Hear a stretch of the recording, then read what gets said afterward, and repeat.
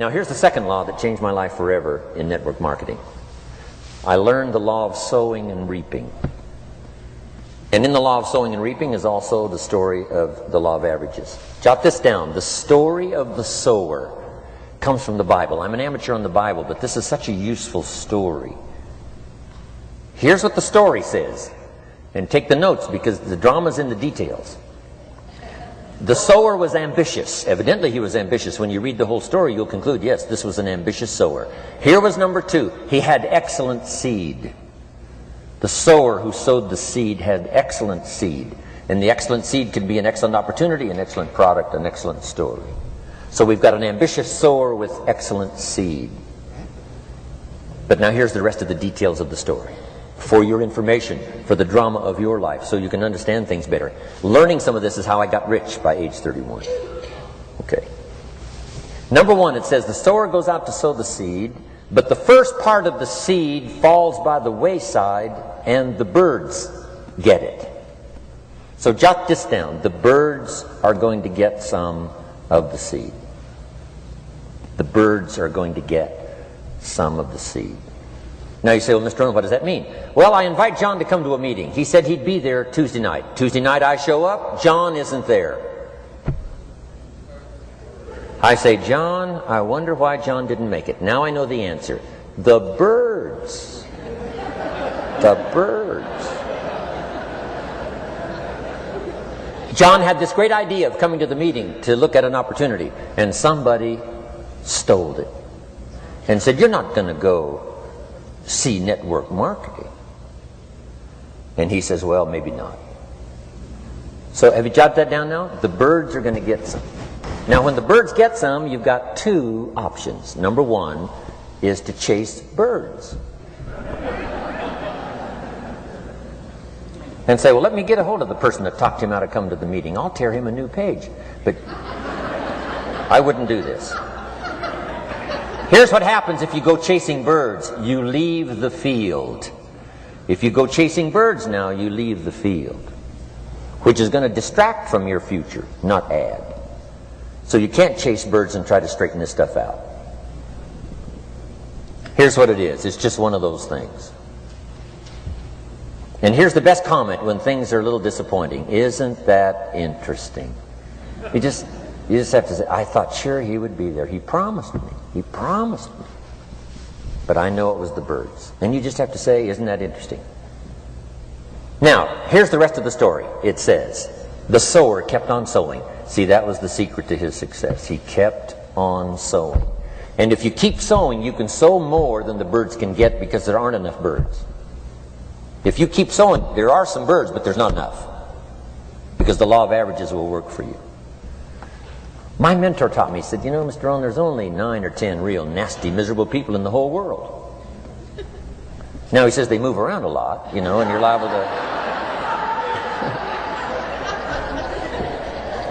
You'll bump into one once in a while. But when you bump into one, you say, there's only 9 more like you. I can handle that. In the whole world. Okay. Now here's what else it says. The sower now keeps sowing the seed. Now the seed falls, the story says, on rocky ground where the soil is shallow. And the rocky ground where the soil is shallow is not of your making. Because you had excellent seed and you were an ambitious sower. So the rocky ground where the soil is shallow is not of your making. But here's what it says what happened. This time, the little seed that falls in the ground starts to grow. And the little plant starts to grow. But the first hot day, it withers and dies. It dies. Not an easy thing to watch. I finally get John started.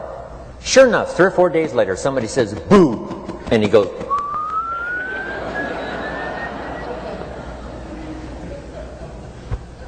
he's gone. Doesn't show up at the second meeting. And I say, I thought sure John would last a week.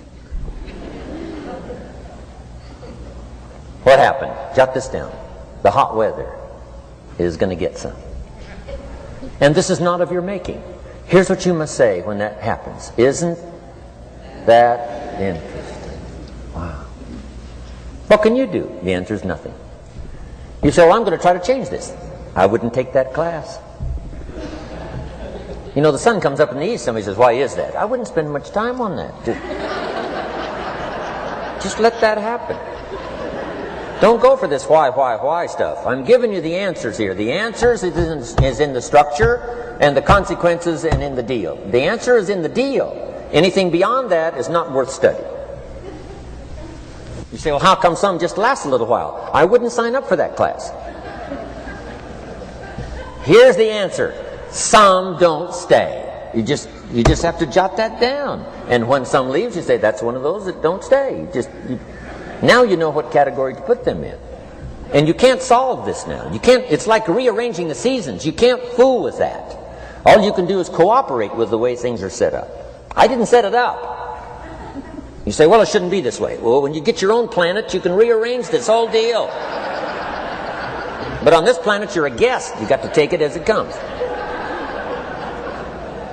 Now, here was the secret to the ambitious sower with good seed. It said he kept on sowing. Now, here's what he had to do to keep on sowing. He had to discipline his disappointment. This is a key phrase now to use the rest of your life. You must learn to discipline your disappointment. Because you didn't set up the setup, and some are not going to stay, and that is not of your making. Now, if you made gross errors and you ran them off, see, that'd be different. Now, you're responsible for that. But if it's in the normal course of things, this is the way things are. Now, here's what it says. The sower keeps on sowing. Now it says the seed falls on thorny ground. And somebody says, well, how much of this do you have to go through? Well, hang on. It's not the end of the story now. Now the little seed falls on thorny ground, and now the little plant starts to grow again. But as the little plant starts to grow, the thorns choke it to death, and it dies. So jot this down. The thorns are going to get some. And that's not of your making. And what are these thorns? The story even called these little thorns, little cares, little distractions, little somethings. Who knows what all they are? I said, John, we had a meeting last night. You weren't here. John says, well, I can't make every meeting. I say, why not? You're part-time. He said, well, the screen door came off the hinges.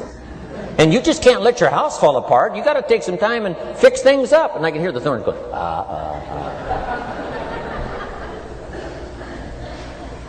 He says some extra trash had piled up in the garage. You can't let mountains of trash take over. You got to keep your trash hauled out. People who let little things cheat them out of big opportunities. People who let little things cheat them out of big opportunities. And you feel almost helpless. What could I do about that? And that's nothing. And you say, well, why is this? I'm asking you not to sign up for that class. Don't sign up for these why is this class. It's just the way it is, like winter following fall and spring following winter. So if you got that, the thorns are going to get some. But now here's the good news. Let's read the rest of the story now quickly.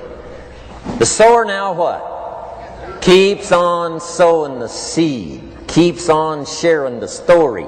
Keeps on giving an invitation. Yes, the invitation can be more powerful for me as it was 1 year later than it was the first month.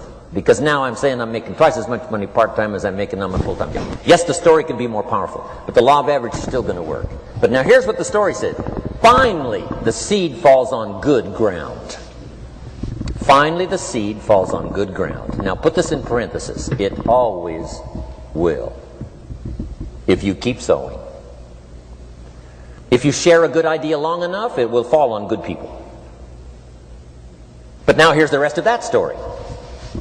Some of the good ground did 30%.